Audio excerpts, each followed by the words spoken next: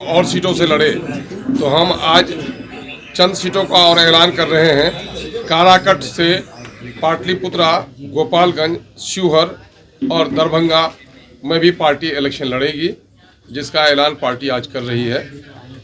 मधुबनी से भी काफ़ी दबाव है, उसके बारे में हम लोग गौर कर रहे हैं, लेकिन इन जगहों पर पार्टी इलेक्शन लड़ेगी, जिसका ऐलान हम लोग कर रहे हैं। और कई उम्मीदवार हमारे यहाँ हैं।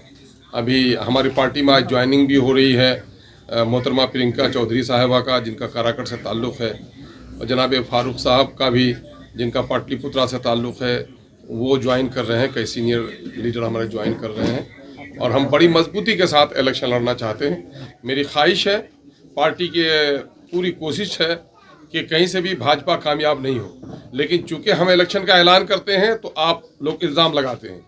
हमारी पूरी कोशिश रही 2020 में भी, मैंने तमाम तर मिली ऑर्गेनाइजेशन को कहा कि मुझे गठबंधन का पार्टनर बना दिया जाए।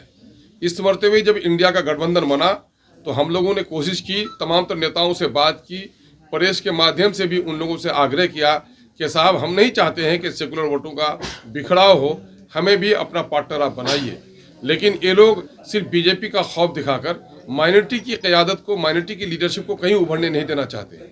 हालांकि MIM अपने टिकट के बंटवारे में पिछले दिनों में भी हमने इलेक्शन लड़ा था, तो ऐसा कुछ भी नहीं था कि हमने नॉन माइनॉरिटी को वोट नहीं दिया, ये टिकट नहीं दिया।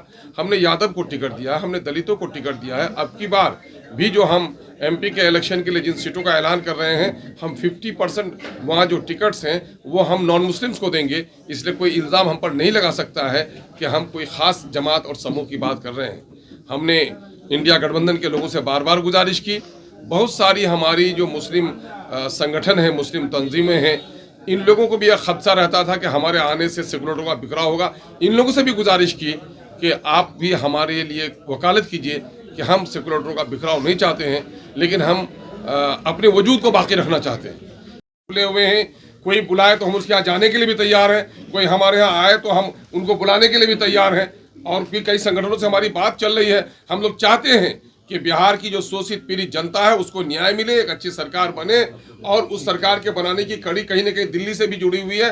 दिल्ली में भी बिहार का प्रतिनिधित्व सही तौर पर हो, चूंकि बिहार को हक नहीं मिल रहा है। नीतीश कुमार जी ने कहा डबल इंजन की सरकार होगी, बिहार को हक दिलाएंगे। दामन फैलाकर वो पटना यूनिवर्सिटी को भी सेंट्रल यूनिवर्सिटी नहीं बना सके, न कोई विशेष पैकेज ले सके। इसलिए एक ईमानदाराना कोशिश होनी चाहिए। जो ईमानदाराना कोशिश करने के लिए जो भी पार्टियां आएंगी, हम उनके साथ चलने के लिए तैयार हैं। उनका लाइक माइंडेड पार्टियों से मेरा कल भी इनकार नहीं था, आज भी मुझे इनकार नहीं है।